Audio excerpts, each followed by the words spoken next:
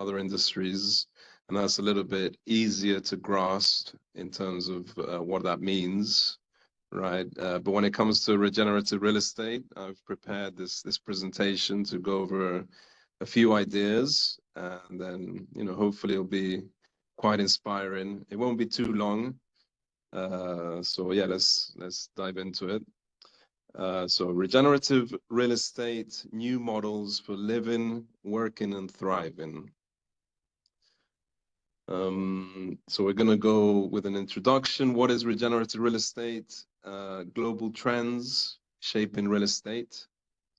A few case studies. One here presently where I'm in Georgia, in Batumi. Then we're going to do one closer to you guys there in Sardinia that I'm going to visit in a few days' time. And then one in Texas and a few other global examples. There's many things going on around the world.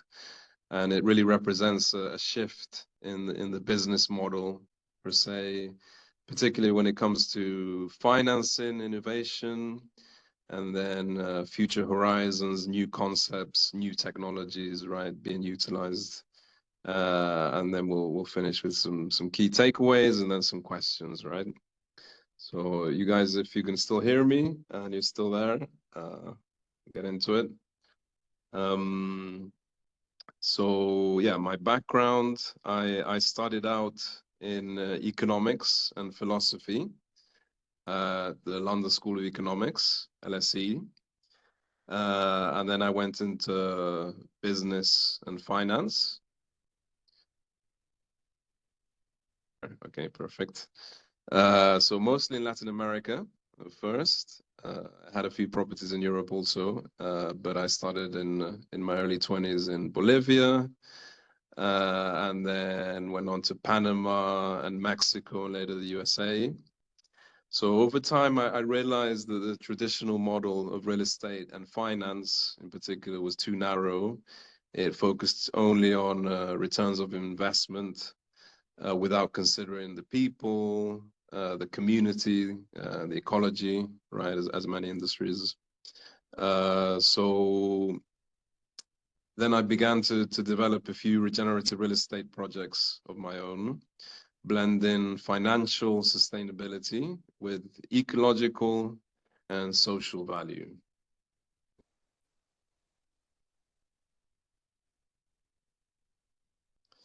So we've heard of perhaps what sustainable real estate means, right? You guys might have been getting into that. But regenerative real estate goes a step further, right? So it's not just about minimizing the damage when you're building, or things like cement, as we know, it can use a lot of resources. It implies shipping across the world. It implies a lot of things, energy intensive, right? But in this case, we're actually trying to regenerate the land and the community, right, and the local community, the people, the neighboring villages or towns, cities, right, and people's health particularly. It's also about regenerating people's health, because a lot of people living in cities, they might suffer from pollution, different things, right, and so looking at ways that we can solve certain things, right? When it comes to longevity, also living well. You guys in Italy, you've got it pretty down for, you know, culturally, I think maybe compared to certain cultures that are more fast paced, and then the food and the diet is a bit different, right? But Italy's has always been pretty decent. So what, anyway, thinking of designing ecosystems of living where food and energy and water, waste systems are all integrated in the community itself, right? So traditionally, many developers, they might just say, well, here's a spare plot of land, let's build a high rise, but they're not really thinking, oh, where's the school going to be, and where's the food sources? I mean, you know, obviously the local town, the local government gets involved, but it's not the same as doing it from a ground up, kind of the developer taking that into consideration a lot more, right? So this is not just a niche market. We're really trying to go broad with this concept. It really combines also modern technology for those who want to adopt that, and also comfort and lifestyle, but also with ecological responsibility. So the idea is really to appeal to a broad audience.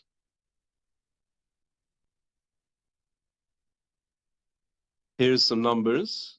You can see, you know, what might have become, what might have seemed niche before is now becoming mainstream. The wellness real estate sector is growing, particularly. So wellness is definitely something that's commonplace in real estate investments that we look at, and markets like London, let's say, is commonplace for real estate funds to invest in projects that have wellness attached, right? So yeah, those sectors are growing far above the general real estate sector or just construction, right? The market value of wellness real estate is already in the hundreds of billions, and it's projected to go over trillions in a few years. Yeah, over a trillion. So it tells us that demand is strong and rising. Regionally, North America leads, but Europe and Asia Pacific are also accelerating fast, and every continent really that stands in Africa even. This means opportunities in many geographies. On the nomadic front, which is also a topic of interest for me, like social trends, you know, how especially you guys, the younger generations, will consider living. I think the nomadic element is something that more and more people will adopt in terms of people choosing to live a flexible, location independent kind of lifestyle with a work-life balance. And so that drives demand for infrastructure and real estate that does support that kind of mobility, but also creating communities. So people that maybe, you know, live a few months here and a few months there, et cetera, right? And how does the infrastructure support that? Okay.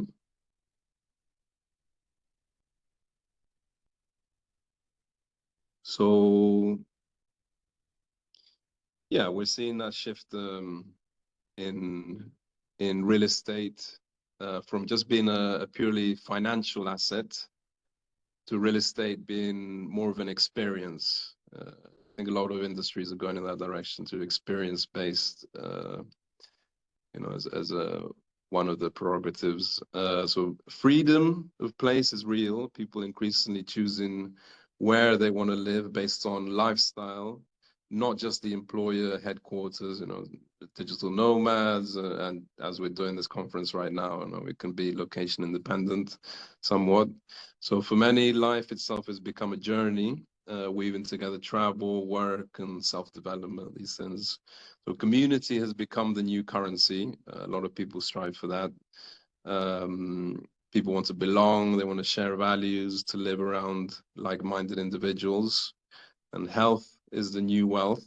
Well, it's always been wealth. And this is now embedded in where we live, from wellness amenities to access to healthy food and nature, and obviously gyms, yoga, spas, etc. There's a project I'm going in Sardinia, I'll talk about in a minute, but that's very much to do with wellness and longevity, right? Climate and weather are no longer luxuries. They're choices that shape migration, with people seeking environments that nurture well-being. So if you look at certain numbers of you know, countries that are growing in terms of populations and real estate developments, people are choosing, well, you know, nice climates, Italy being one for sure. Italy's been growing a lot. England has been decreasing. No, England still has growth for different other reasons.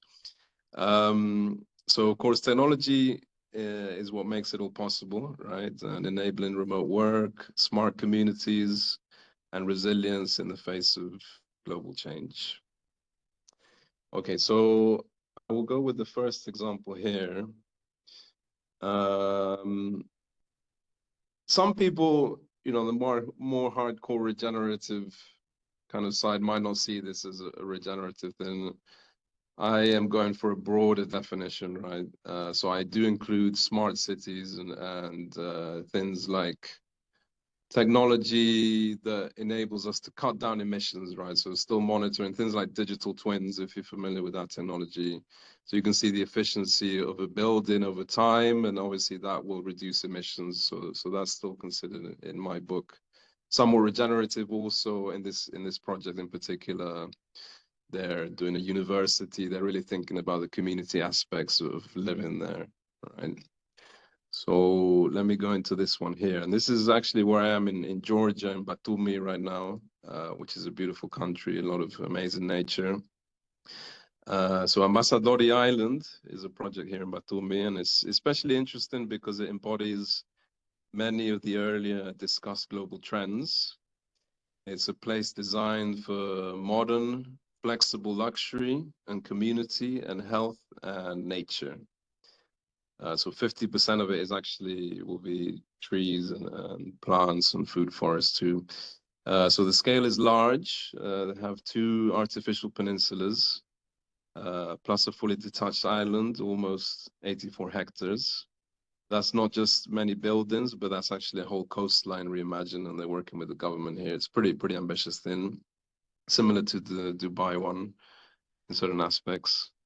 So half of the land, as I said, is set aside for public, green, wellness-oriented spaces, open spaces, forests and trails and sports and parks. So that gives people more than just a home, it's a lifestyle. And the mix of housing types allows for different demographics, from luxury buyers and families, for people who just want apartments, people want villas, more short-term. And all that is supported by high-quality amenities, so school and clinics, wellness marina, also a lot of boats, smart infrastructure again. So safety is also a priority, right? I think a lot of people look for that, right? Especially if you have families. So from the investment side, there's great returns on this one. It's anywhere from 9 to 17%, depending on what you're investing on here exactly. So that matters, obviously. You know, we're still, as people in real estate and finance, looking at strong returns. So we're making the case that things like regenerative real estate can offer great returns, right? And in a minute, I'll go into some more green eco ones for those more hardcore kind of regenerative people. So I'll pass on to that one soon. So the timeline for this one, land reclamation is already started for 2 years, and they'll be finishing by 2029. So they're collaborating with some great international firms, Arup, Yüksel Proje, Shop Architects, so some of the architects that have built some of the largest buildings in New York, actually, and some of the engineers from Dubai, so involved in the master planning, sustainable engineering, etc. So that gives the credibility, technical sophistication for something quite ambitious like this. All right. We shall move on. There's a few. Here's a photo. What it would look like. Here's some other. This is Batumi in the background there. Very beautiful town, growing very fast indeed. Okay, now we're going to move on to Italia. Anthony, So this is. can I just interrupt you just a second for a question? I don't know if you said it already, but how big is Batumi in terms of population? So it's actually fairly small. Like it's more on the 300,000 to 400,000 people right now. Okay. But it's growing very fast. Yeah. Yeah. Okay. And Georgia is a relatively small country, but it's had an influx of people from Russia, from the Middle East. Some sheikhs were here last week, actually. Okay. Royal Highness from Dubai. Yeah. So they're investing several billion dollars here. Okay, interesting. Thank you. Fast. Yeah, for sure. Thank you. No, and yeah, thank you for the question. I mean, Georgia, I definitely recommend it. It's an interesting country. Yeah, I've never been there. Now that we have this new contact, we can come visit you. Oh, definitely, you should. Yeah. And what I like about here is a lot of the wild nature too, and the fruits. When it comes to farming too, there's not much in terms of monoculture like these industries, right? So a lot of the fruits are free of pesticides, and these things are just natural from local farmers, right? And again, in Italy, you've done a pretty good job in that regard. If you compare to a place like the US, where sometimes it's a bit harder to come by fruit that isn't, you know, hasn't been sprayed with chemicals and stuff. And obviously you can get it because there's a lot of supermarkets that have it, but you have to pay a very large premium, right, for organic, etc. And it's 4 or 5 times the price instead of just buying a regular apple as it used to be, kind of thing, right? Correct. Which should be opposite, actually, but yeah, you never know. Okay. For sure. All right, so let's go on to Sardinia, which is a very exciting project, and so I'll be there this weekend. Actually, we got some Spanish investors. Large Spanish hospitality group is coming to take over this project, so we're excited about that. So this longevity village called Pando is part of Sardinia's Blue Zone. So it uses the village model as a strong template to understand what real longevity lifestyle real estate can be. So in Sardinia, long life isn't about extremes. It's about embedding health and nature and community and purpose into everyday life, walking up hills, farming, tending to the goats, gathering, eating what's grown near home, I think, for a lot of people. So for residents, housing isn't isolated units. It's part of a network, gardens and shared kitchens and dining and community events. So that would be part of the master plan. And so creating strong family and friend ties, right? And I've seen similar projects like this in Costa Rica. That's one place where I really got inspired with regenerative real estate type projects, right? They've been doing it for several years, but really for the sake of kids growing up, it's so wonderful, right? When there's events nearby and it's all a very healthy lifestyle. So anyway, in this longevity village, real estate is not just about shelter, but it's an environment that reduces stress and promotes movement and a healthy diet, mental well-being and social bonds. From a development point of view, it needs careful planning, quality of materials, right? I mean, the EU has passed over the years several laws regarding materials and things and energy efficiency, but also things that, you know, are not toxic, etc. But, you know, we always have to go above and beyond and see what's next in terms of sustainability. Connectivity is important, amenities, and also economic viability, so people can live there year round for long seasons. So this longevity village is more than real estate. It's a living laboratory. It's a incubator to see how humans might live longer, happier lives, right? And there'll be a lot of studies done here. So there'll be clinics and research hubs, technology from Palo Alto, from California, some startups in the biotech space, and coming to do a lot of research on people living there and seeing how literally their lives will get extended, right? And their health shall be improved. So that's actually the picture of the place. This is a real photo of the land itself. And, you know, it won't change too much. The infrastructure will be very subtle within the buildings, right? And it's a beautiful 3 kilometers of beach that we have there, Southwest Sardinia. Some of the ideas of the architecture, right? Some of the villas. And that's an example, you know, of the clinics that would be there.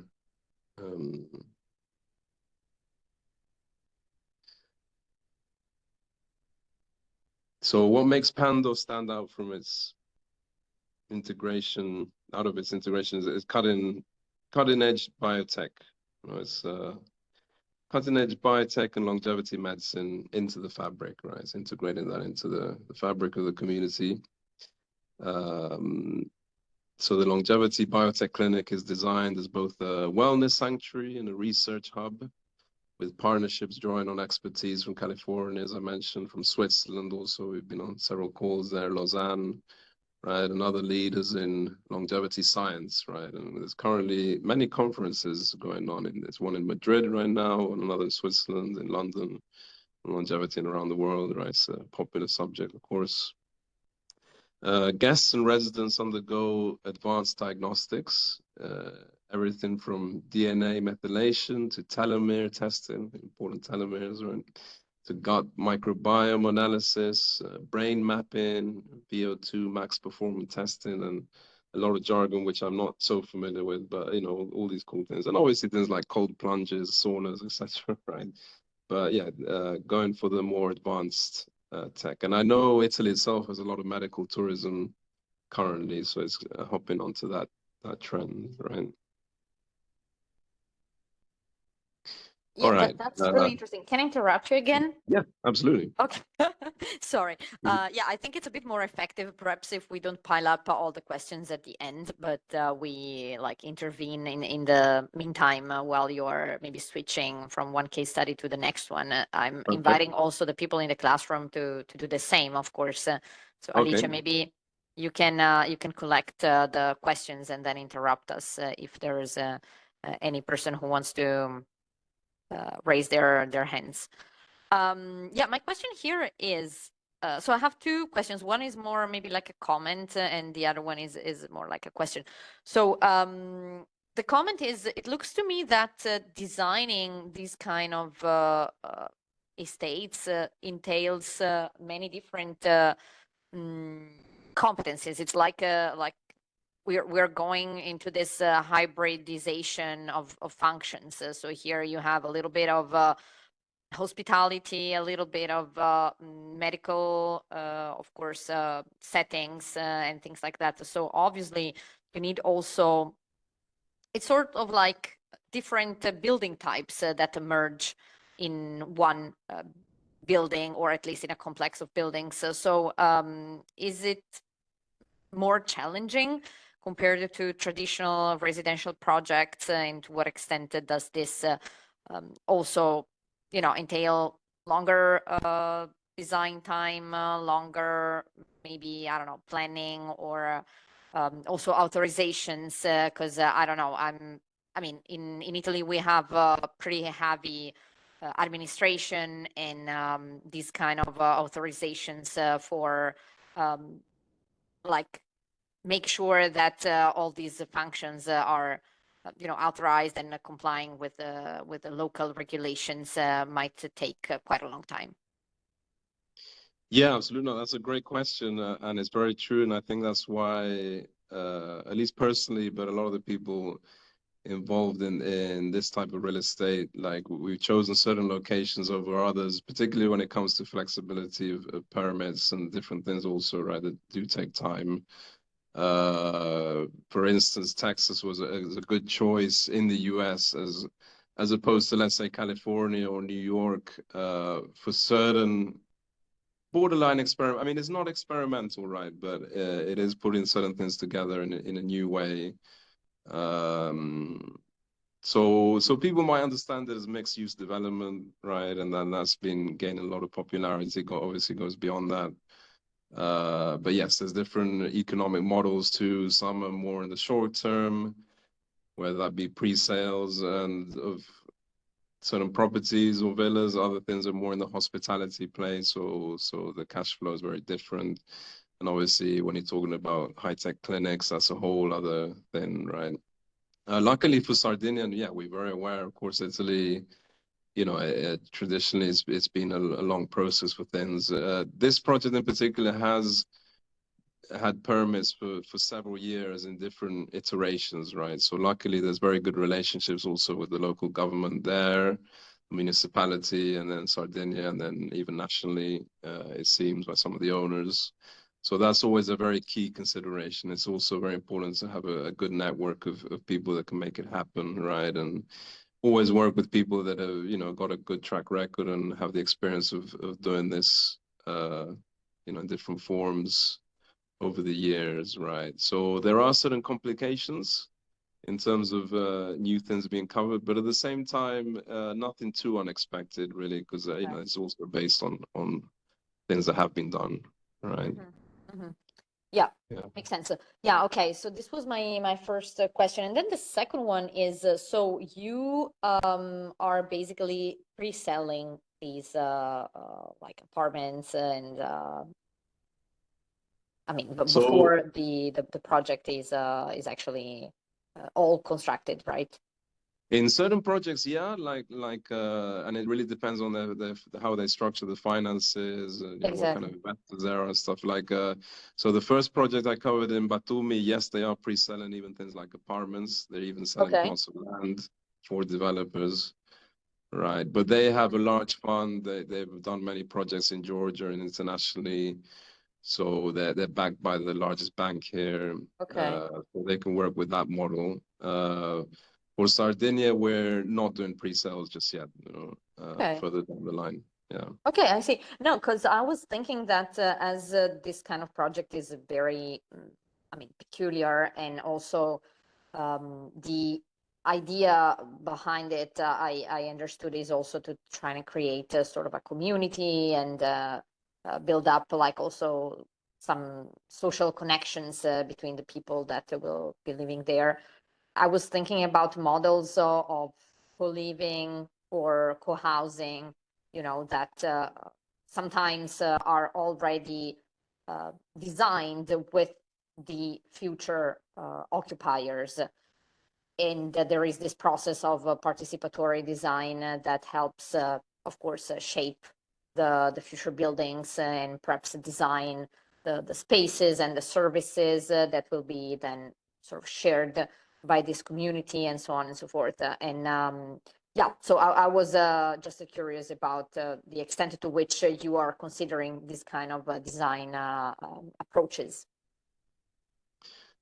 There's certain elements to that for sure in maybe parts of the project, but yeah, I've come across a lot of projects like this that are usually a smaller scale, just to give you context. I mean, and that, the scale of things also matters a bit when it comes to organizing things. Like, Or I mean, this project in Sardinia is about 300 million euros, roughly, let's say.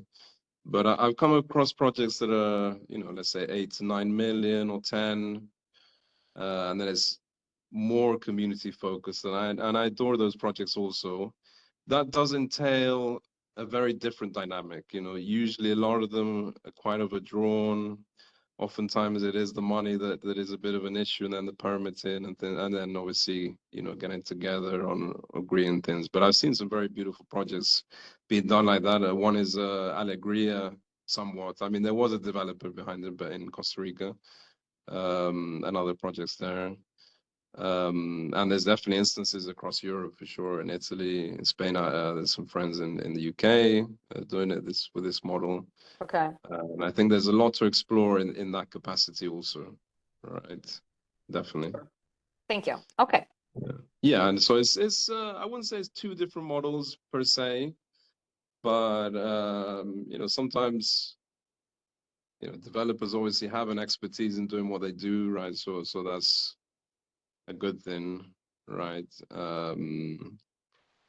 But yeah, participate, as much participation as possible is wonderful. And I think a lot of it's in the design, to in the architecture, let's say the common areas and the food forests and these things being well thought out, right? So yes, I mean, it's an important point. It is always important to also include the local existing community, right? I think a lot of developments in general, people don't ask, people that are the neighbors, well, we're going to build this. All right.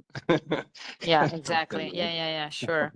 But so yeah, it's that's a complex issue for sure. It's a interesting topic.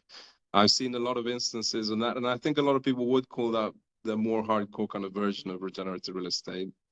And I could probably do a segue into the next one, which is in Texas, which is a little bit more modeled on that one, on that concept. Although it's still run, let's say, by us, the evil developers. But, Okay. yeah, this is kind of a flagship regenerative real estate project in Texas, outside of Austin, which has also been a hub the last few years with people interested in this kind of alternative lifestyle, but they might still be connected with technology. There's a lot of tech startups. So the idea of this project in particular was for tech professionals that would work, in Austin for these new companies, or for these companies setting up there, Samsung building factories and obviously Tesla, etc., right? And so they might have families, young families, and they might want to live out of Austin, right, in a beautiful environment. So work in hybrid jobs, this kind of thing, right?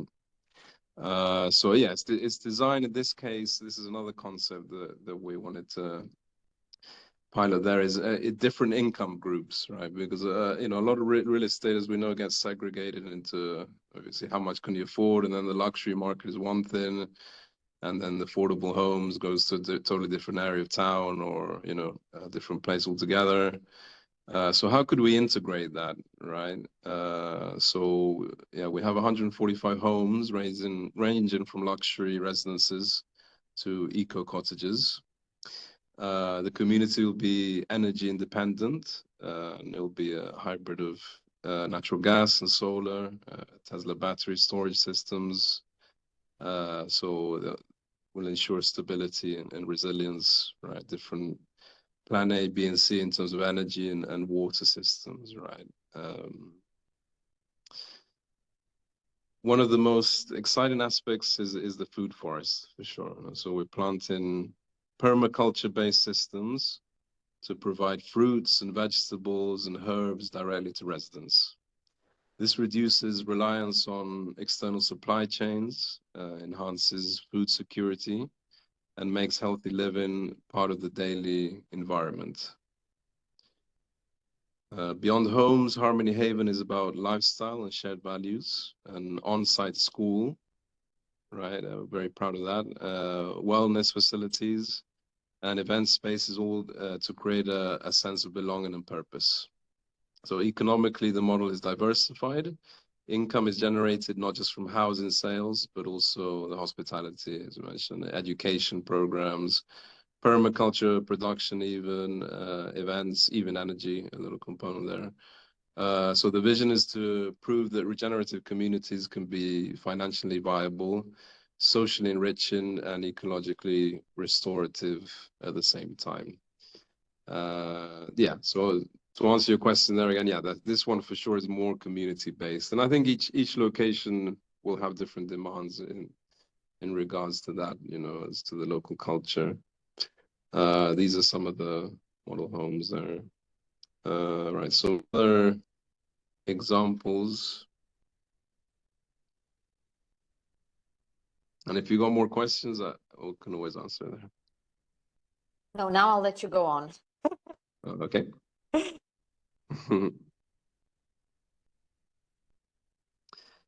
So yeah, these kinds of projects are appearing all over the world, shaped by local culture and the climate and the resources. In Latin America, which is what I'm most familiar with, we see eco communities in Tulum. I lived in Tulum for several years, Costa Rica and Panama. For sure, Costa Rica and Panama, you can do lots of permaculture and food forests, essential. In Africa, Morocco and Kenya leading the way with eco-resource, conservation-driven communities. South Africa blends wine culture, wellness, and sustainability. In Asia, Bali and Thailand are global magnets for digital nomads. Again, that trend in people working around the world, right? And a lot of governments are aiming to facilitate that with visas, right? In that category. But I think there'll be an even larger trend where eventually governments will be kind of competing to get the best talent to come and live right in their country. With regenerative hubs blending tourism and lifestyle, right, in Asia. Dubai is actually also pushing a lot of wellness-focused real estate, but also even food forest integration into urban master plans. I've seen a few projects there. And India is building new smart cities with net zero infrastructure. There's some interesting things going on in India too. I have a few business partners there also. And of course, Europe, wonderful Europe is rich with experimentation, from UK's land preservation to carbon projects and carbon credits and a lot of things in that field, right, that can be done. These can actually be other sources of incomes for communities, right? If they're preserving part of the land, then even forms of carbon credits, etc., that can be a sort of income, right, and other variations on this, right? And financial products that are being conjured up right now to help the whole eco world is quite fascinating. What's going on in that regard? And the Netherlands, always a great example, a Smartshood model. And of course, Portugal, the last few years has been attracting a lot of nomads. They're very interested in regenerative villages. Yeah, we have a few instances there. And there's definitely one going on near Lisbon right now. It's quite fascinating. And they're definitely quite more community-based, right? So I love that. It's very true what you're saying. Because ultimately it's the people living there, that will be living there, and so they need to have a big say.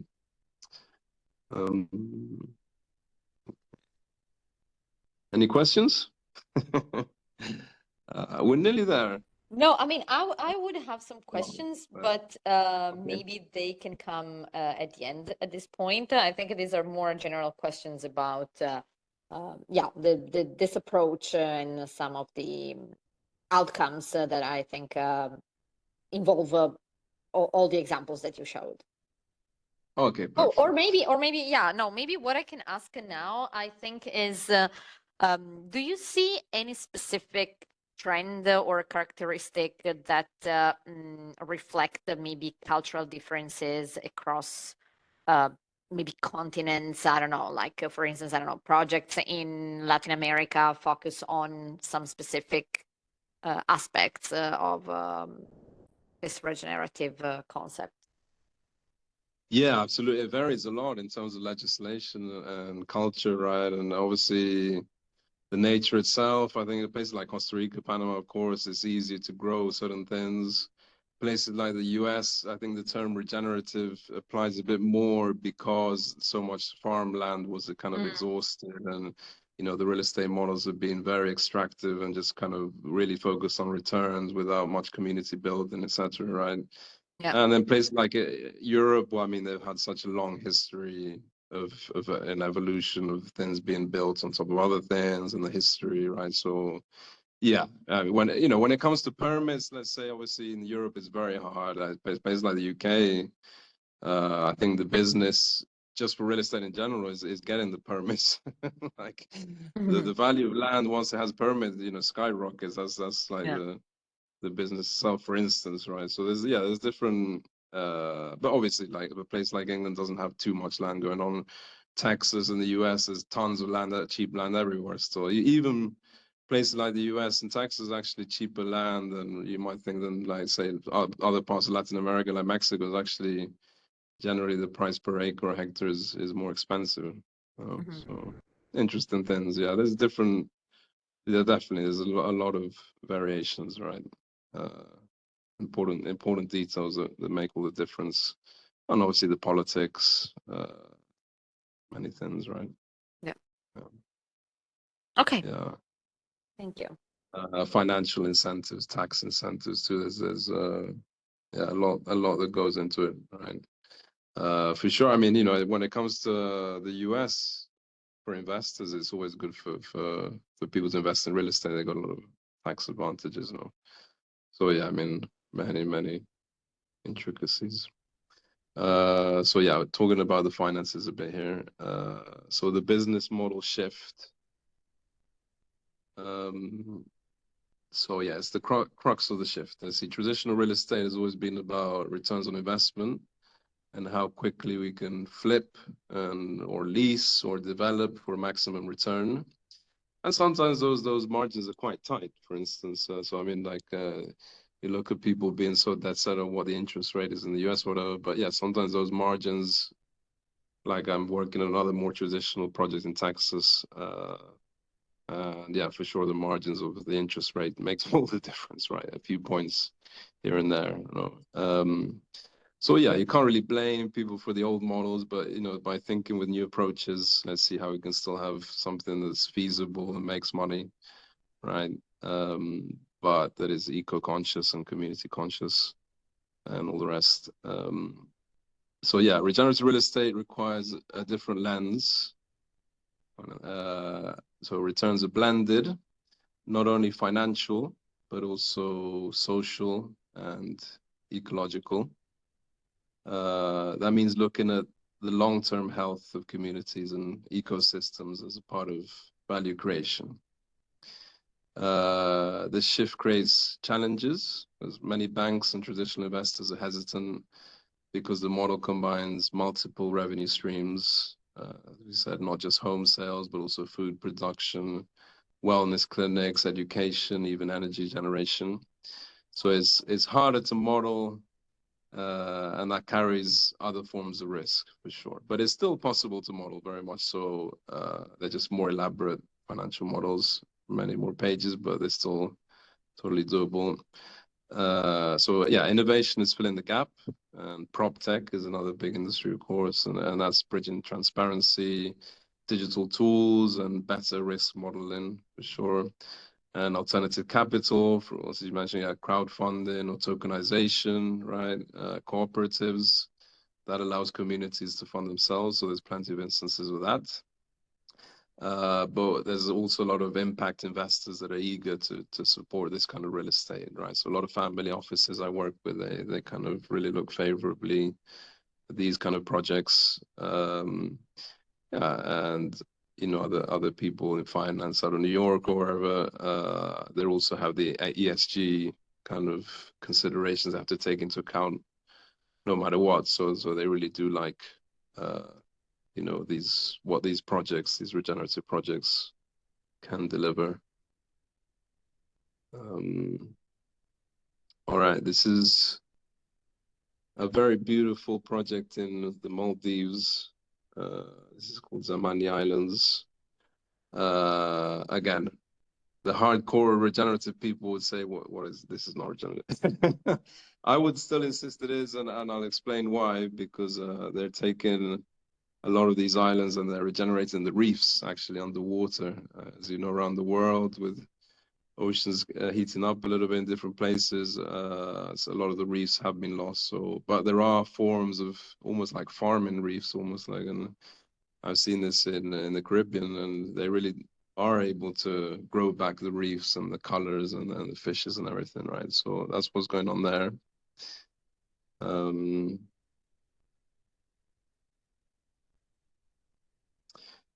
So let's see.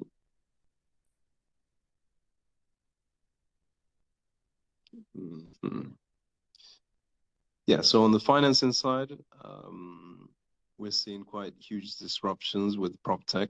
As I mentioned, a lot of prop tech companies, these platforms and fintech, right? So it's all a lot more transparent and open and efficient, right?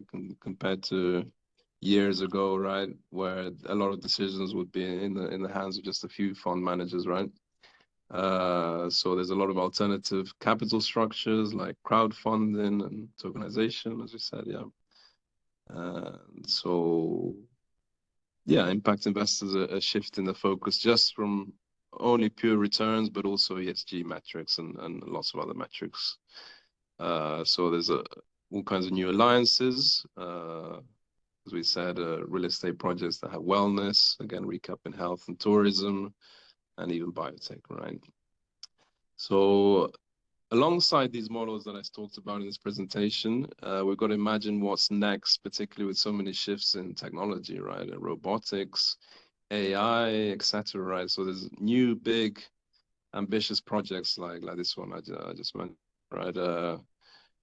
So like a whole aquatic world there, and that's also possible with because of modern technologies, right?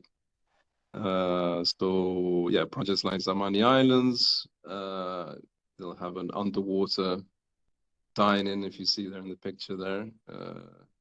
Some great developers, very interesting people, and it's a whole engineering challenge for sure, right? But you know, the impact of robotics, what will that have on automating construction and allow that to be faster and cheaper, more precise? But that will also be more ecologically friendly, right? When it's more efficient, right? So it's important to consider if we are tech friendly, right?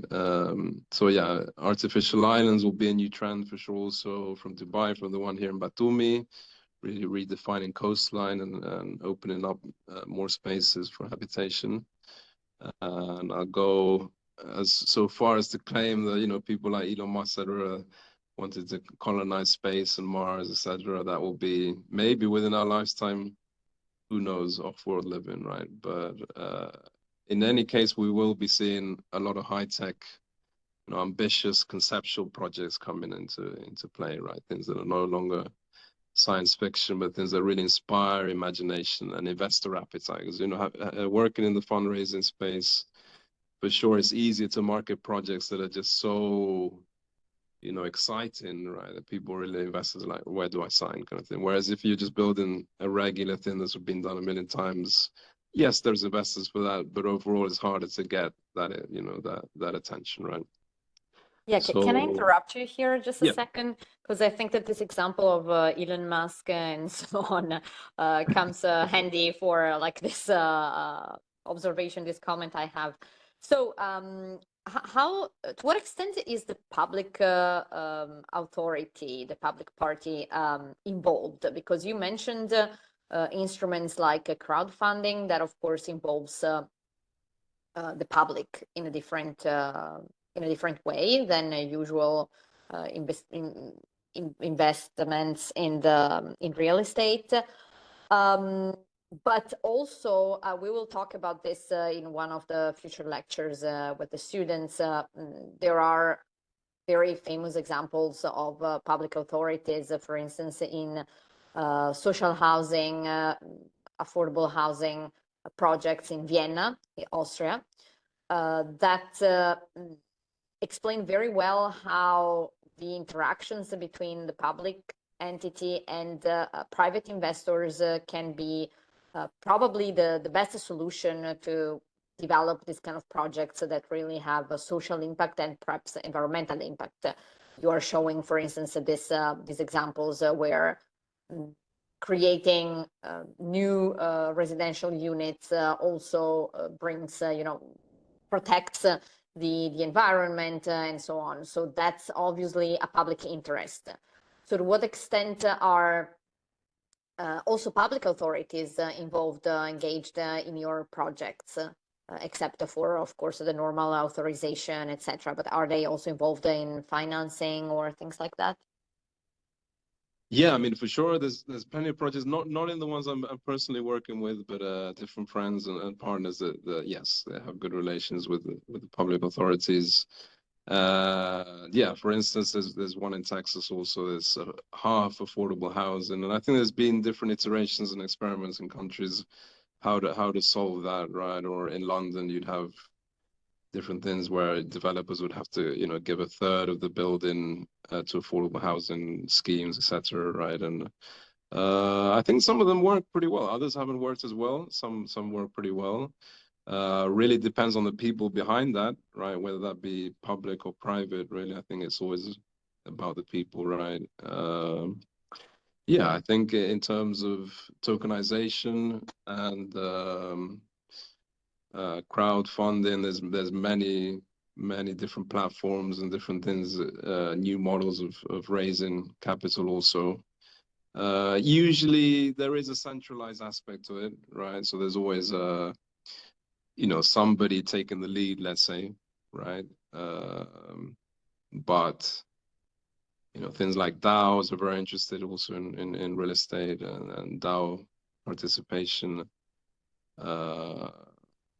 Big Green DAO comes to mind right now. It's Elon Musk's brother, but that's more in the farming thing, right? But yeah, um, yeah, of course, it's very important, of course, to always have local authorities and governments and be involved, and also programs to help, whether that be on the farming side.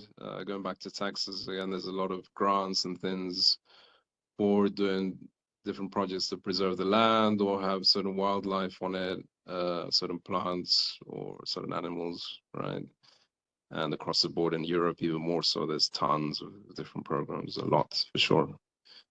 Sometimes those kind of programs, the only thing is they're a little more elaborate, like, you know, the time it takes to apply for those things versus the money it gives compared to private investors is, you know, it's a little bit slow and less money.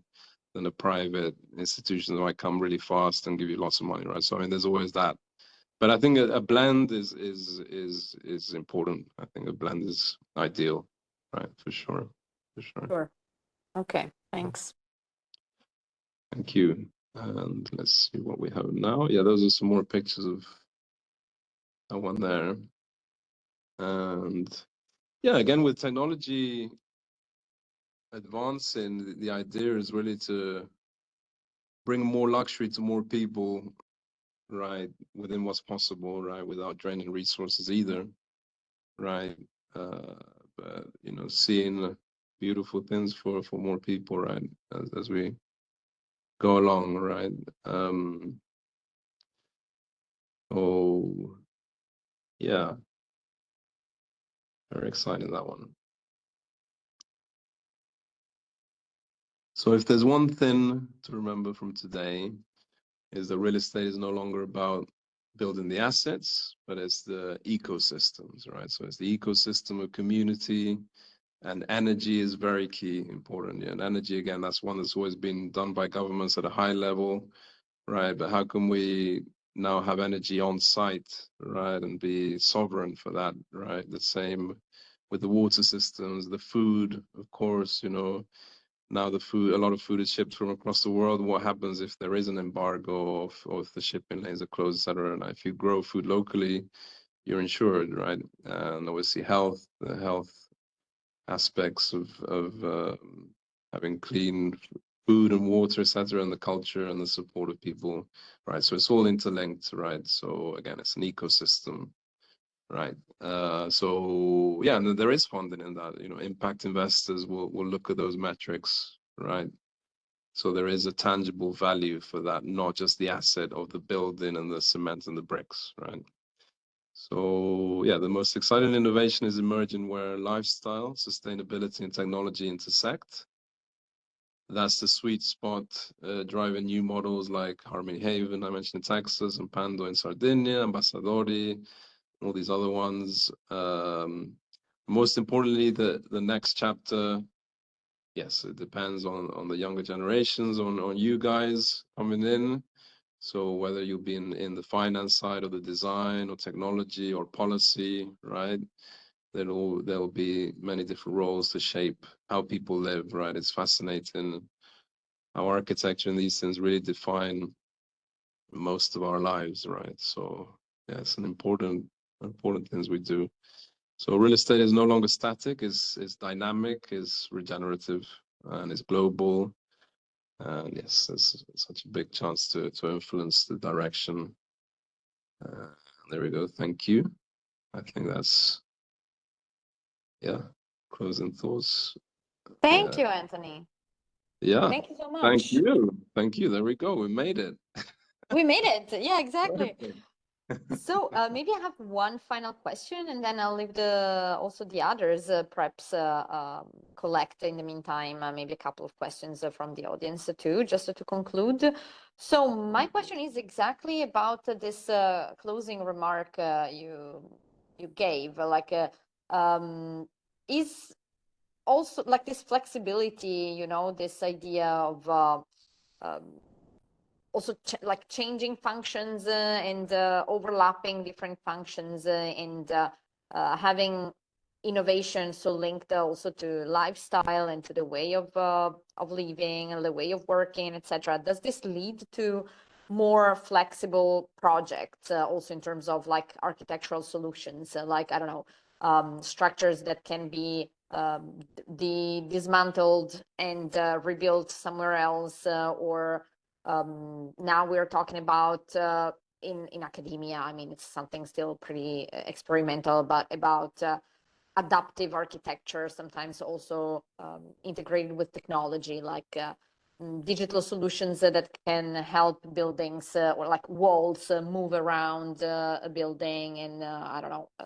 place themselves somewhere they are needed and then move somewhere else depending on how the building is used, like these kind of things. Are they there yet, or is it something that developers are looking into, or is this something a bit more forward-looking and perhaps still very experimental, that is not interesting for the market yet, or maybe too expensive, I don't know. I love those concepts, absolutely. And technology is changing extremely fast. Like, you know, the pace of innovation is, you know, it's a question of months, things going ahead, right? So yes, I mean, we actually, for the Texas, one of the Texas projects, we're working with a startup that has a bioplastic material. They worked initially with refugee shelters in Bangladesh and in Asia. Interesting. So yeah, they recycle organic waste from farmland waste, kind of, you know, maybe like sugarcane crops or things like this, or rice husks, etc. And they can make a very resistant material that's thin and it's easy to mold, right? And you can do this kind of adaptive architecture, right? So we're working with a local award-winning architect there out of Austin to kind of shape these materials and make some beautiful homes out of them, not just refugee shelters, but things that could be model homes that would last. But again, you know, not quite there yet, but we will definitely see what you mentioned about with the help of robotics and other new materials, right? Discovered even by AI and things that would be able to adapt. And, you know, I've seen them as displays, conceptual displays in different cities, right? So like an artistic display of things things that are possible. But in terms of being integrated, not just yet. Oftentimes on the high end, on the luxury end, is where these kind of innovative things get to be experimented with. For instance, Dubai, I just heard out of the Ambassadori Island, she's great. The manager, you know, the head of that project, she's in constant relations with people in Dubai, and they're mentioning how they're using stealth materials now, used from kind of military planes that would cover a plane, right? So you couldn't really see it. They're using that for buildings, for luxury homes, kind of thing. So I mean, that's an instance of using, you know, crazy new technologies to see what's possible, right? And I think that idea of adapting makes a lot of sense, right? It's very efficient, right? And you can use spaces maybe for sleeping, and then if you want to use it for a social plane, and you can adapt it and probably program it in maybe at some point, right? So I think there's a lot to that, and yeah, we'll be seeing lots of instances of that. And again, I think also I work with a few tech startups also as a small thin side hustle, but yeah, so I mean, the tech world is, I'd say there's way more investment opportunities too. I mean, in terms of compared to real estate, I mean, real estate is obviously huge, but there's a lot of people investing in you know, all kinds of new technologies and things. So that's moving fast for sure, and there's a lot of interest. So any project like that, I'm sure would get adoption too in the next few years. Yeah. Mhm. Yeah. Okay. Okay, good. So anyone from the classroom? Do you have any question, guys? No? Is it clear? Yes. Okay. I hope you heard me well. Yeah, please. I think like the slide about the business model shift is quite interesting for what you also are asked to do for the delivery of next week, because is how actually the transition also in the processes, as well Anthony described very well, is ongoing in the market. So it's something that you maybe can consider while analyzing your case study. Yeah. Any questions? Any curiosities about the projects that we present to you? Yeah, guys, it's true. Also, what Alice said. So consider these slides and the way Anthony summarized the key aspects of these projects as a good example for your own case studies, right?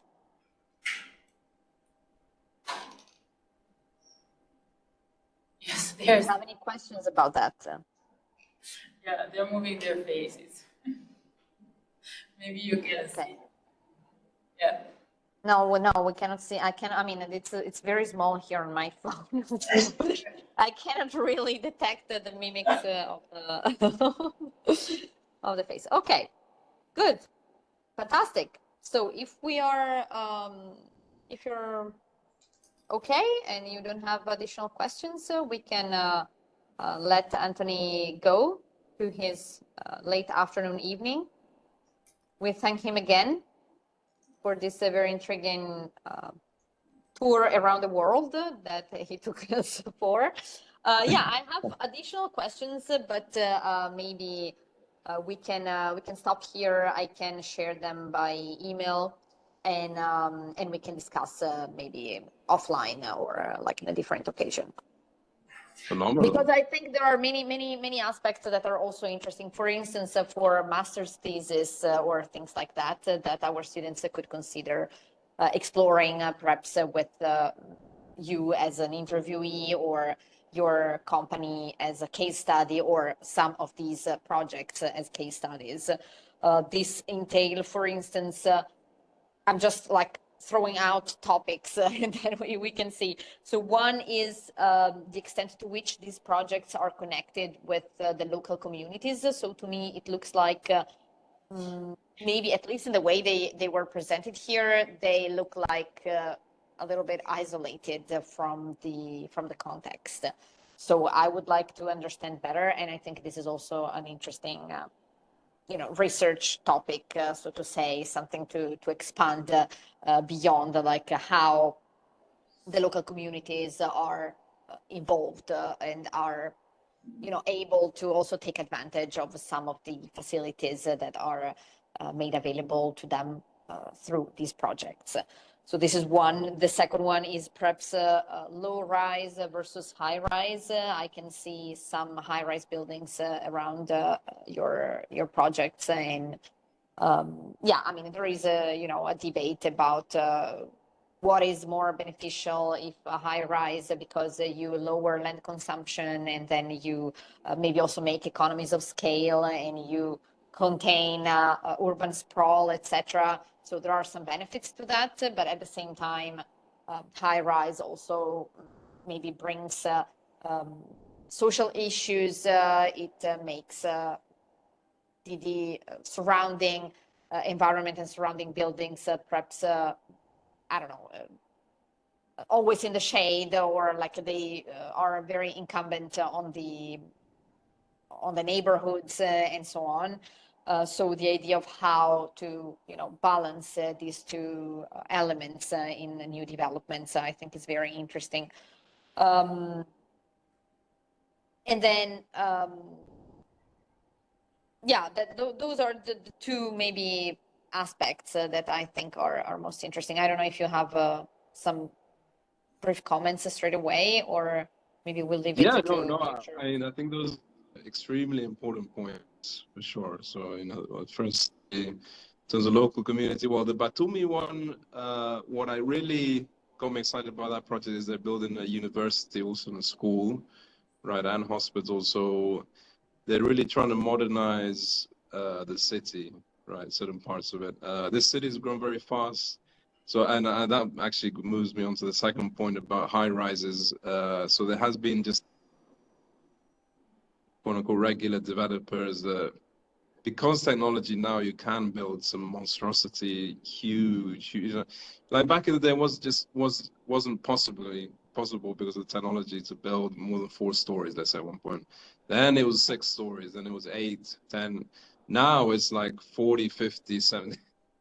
So some of the things in Batumi I've seen are not, I'm not a fan necessarily. They're huge, right? They're like mini cities as a building. And you're right, yeah, in terms of what is a community, like a child growing up on there, what kind of, social interactions, will they have the shade aspects, right?